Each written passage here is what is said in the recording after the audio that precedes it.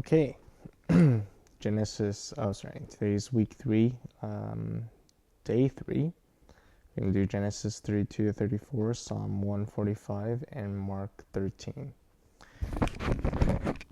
Okay, so Genesis 32. Jacob went on his way, and the angels of God met him. And when Jacob saw them, he said, "This is God's camp." So he called the name of that place Mahanaim. Mahanaim. And Jacob sent messengers before him to Esau his brother in the land of Seir, the country of Edom, instructing them, "Thus you shall say to my lord Esau, thus says your servant Jacob, I have sojourned with Laban and stayed until now. I have oxen, donkeys, flocks, male servants, and female servants. I have sent to tell my lord in order that I might find favor in your sight." And the messengers returned to Jacob, saying, "We have come to your brother Esau, and he is coming to meet you, and there are 400 men with him." Then Jacob was greatly afraid and distressed. He divided the people who were with him, and the flocks and herds and camels into 2 camps, thinking, "If Esau comes to one camp and attacks it, then the camp that is left will escape." And Jacob said, "O God of my father Abraham and God of my father Isaac, O Lord, who said to me, 'Return to your country and to your kindred, that I may do you good.' I am not worthy of the least of all the deeds of steadfast love and all the faithfulness that you have shown to your servant. For with only my staff I crossed this Jordan, and now I have become 2 camps. Please deliver me from the hand of my brother and from the hand of Esau, for I fear him, that he may come and attack me, the mothers with the children. But you said, I will surely do you good, and make your offspring as the sand of the sea, which cannot be numbered for multitude." So he stayed there that night, and from what he had with him he took a present for his brother Esau, 200 female goats and 20 male goats, and 200 ewes and 20 rams, 30 milking camels and their calves, 40 cows and 10 bulls, 20 female donkeys and 10 male donkeys. These he handed over to his servants. They drove it itself, and said to his servants, "Pass on ahead of me, and put a space between the drove and drove." He instructed the first, "When Esau my brother meets you and says to you, 'To whom do you belong? Where are you going? And whose are these ahead of you?' And you shall say, 'They belong to your servant Jacob. They are a present sent from to my lord Esau, and moreover he is behind us.' He has likewise instructed the second and third, and all who followed the droves. You shall say the same thing to Esau when you find him, and you shall say, 'Moreover your servant Jacob is behind us. For he thought, I may appease him with the present that goes ahead of me, and afterward I shall see his face. Perhaps he will accept me.' So the present passed on ahead of him, and he himself stayed that night in the camp. The same night he arose and took his 2 wives, his 2 female servants, and his 11 children, and crossed the ford of the Jabbok. He took them and sent them across the stream, and everything else that he had. And Jacob was alone, and a man wrestled with him until the breaking of the day. When the man saw that he did not prevail against Jacob, he touched the hip socket, and Jacob's hip was out of joint, as he wrestled with him. Then he said, 'Let me go, for the day has broken.' But Jacob said, 'I will not let go unless you bless me.' And he said to him, 'What is your name?' And he said, 'Jacob.' And he said, 'Your name shall no longer be called Jacob, but Israel, for you have striven with God and with men, and have prevailed.' Then Jacob asked him, 'Please tell me your name.' But he said, 'Why is it that you ask my name?' And there he blessed him. So Jacob called named the place Peniel, saying, 'For I have seen God face to face, and yet my life has been delivered.' The sun rose upon him, and he passed Peniel, limping because of his hip. Therefore to this day the people of Israel do not eat the sinew of the thigh that is on the hip socket, because he touched the socket of Jacob's hip on the sinew of the thigh." Genesis 33. And Jacob lifted his eye and looked, and behold, Esau was coming, and 400 men with him. So he divided the children among Leah and Rachel and the 2 female servants. And he put the servants with their children in the front, but then Leah with her children, and Rachel and Joseph last of all. He himself went on before them, bowing himself to the ground 7 times until he came near to his brother. But Esau ran to meet him and embraced him and fell on his neck and kissed him, and they wept.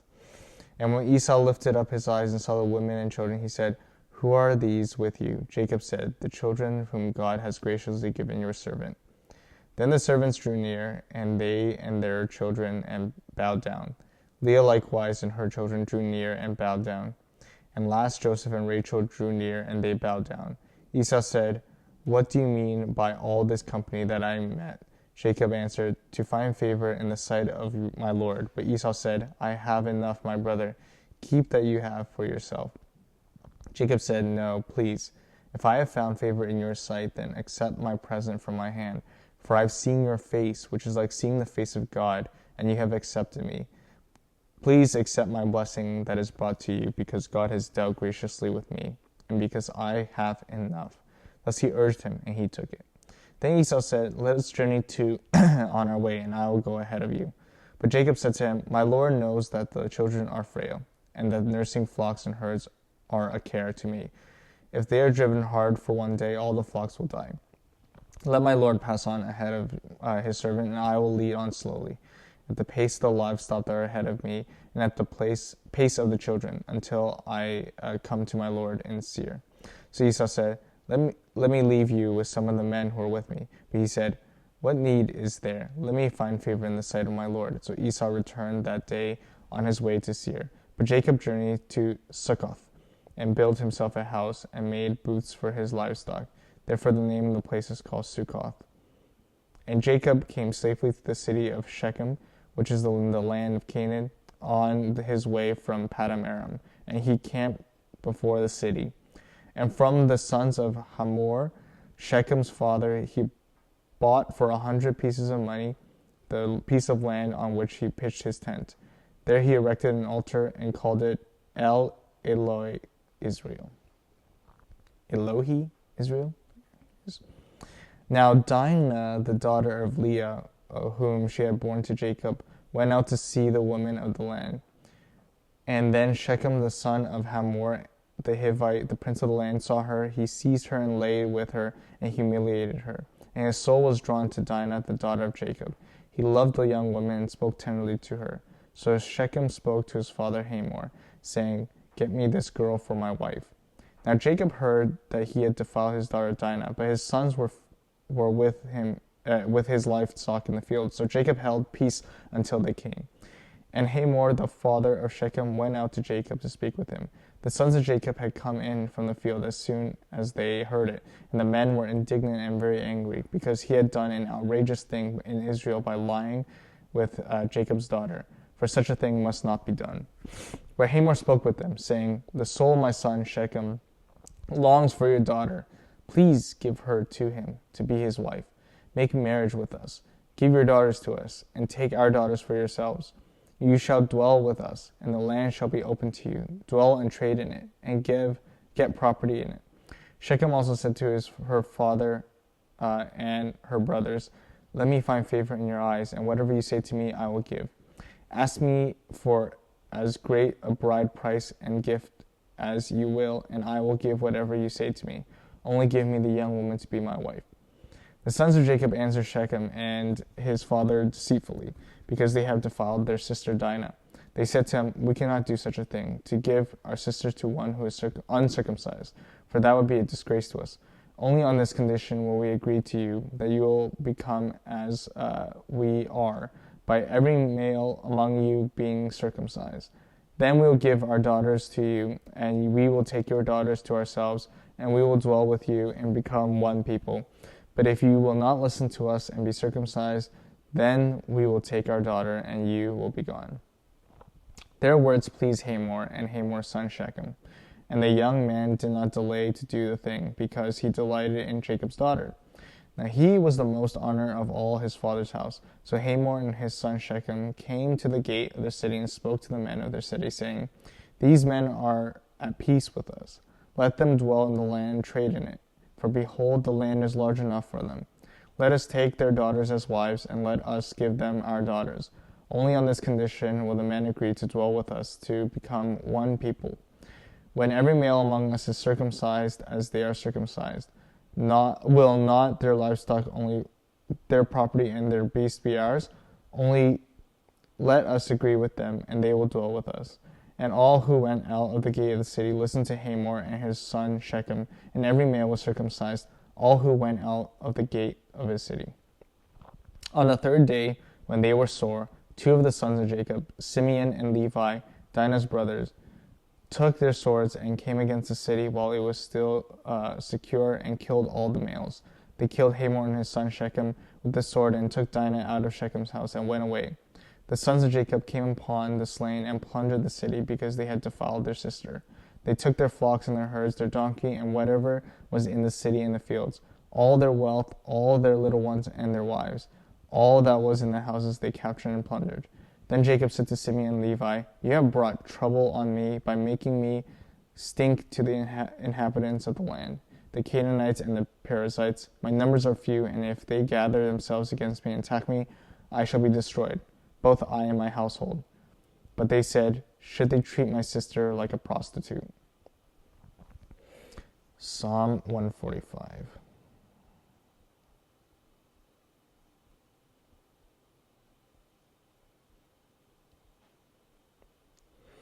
Psalm 145.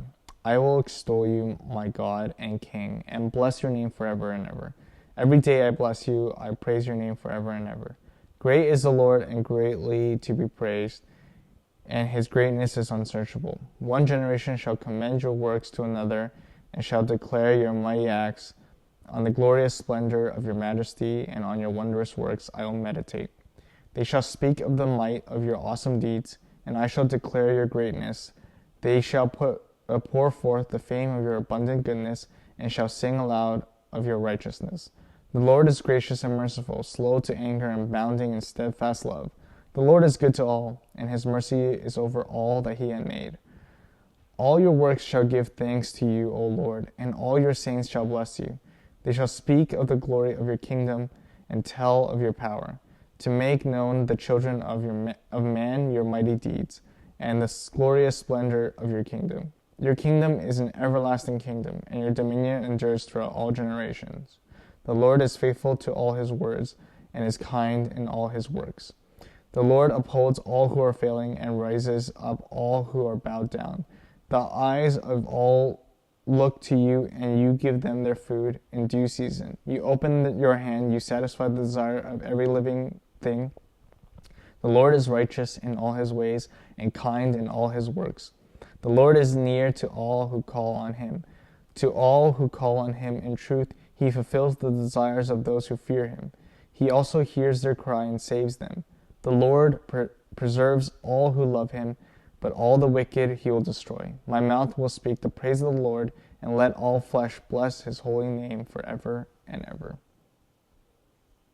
Mark 13.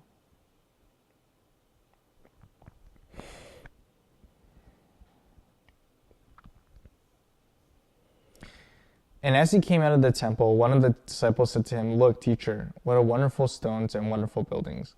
And Jesus said to him, "Do you see these great buildings?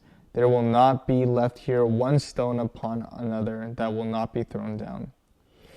And he sat in the Mount of Olives opposite the temple. Peter and James and John and Andrew asked him privately, "Tell us, when will these things be?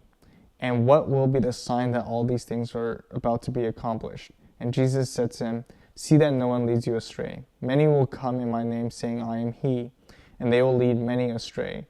And when you hear the wars and rumors of wars, do not be alarmed. This must take place, but the end is not yet. For nation will rise against nation, and kingdom against kingdom. There will be earthquakes in various places. There will be famines, but these are but the beginning of birth pains. Be on your guard, for they will deliver you over to councils, and you will be beaten in synagogues, and you will stand before governors and kings for my sake, to bear witness before them. And the gospel must first be proclaimed to all nations. And when they bring you to trial and deliver you over, do not be anxious beforehand what you're about to say, but say whatever is given to you in that hour, for it is not you who speak, but the Holy Spirit.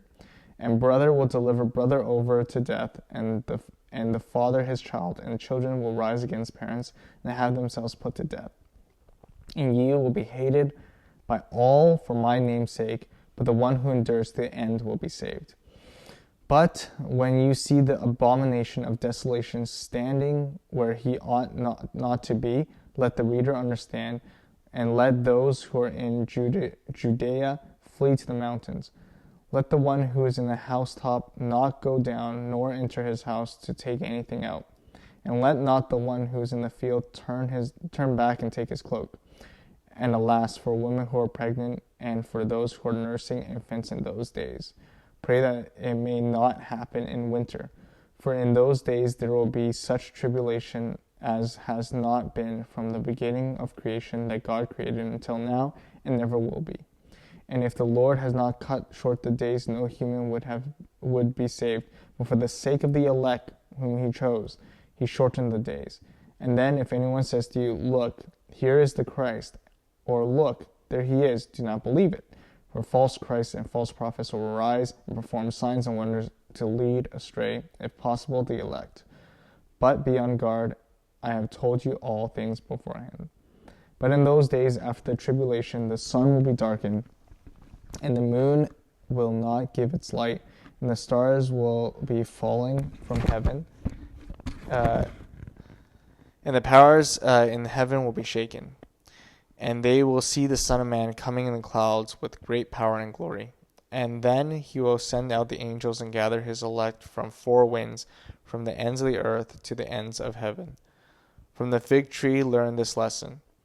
As soon as a branch becomes tender and puts out its leaf, you know that summer is near. So also, when you see these things taking place, you'll know that he is near, at the very gates. Truly I say to you, this generation will not pass away until all these things take place. Heaven and earth will pass away, but my words will not pass away. But concerning the day or that hour no one knows, not even the angels in heaven, nor the Son, but only the Father. Be on guard, keep awake, for you do not know when the time will come. It is like a man going on a journey, when he leaves home and puts his servants in charge, each with his work, and commands the doorkeeper to stay awake. Therefore stay awake, for you do not know when the master of the house will come, in the evening, or at midnight, or when the rooster crows, or in the morning, lest he come in suddenly and find you asleep. And when I say to all, stay awake.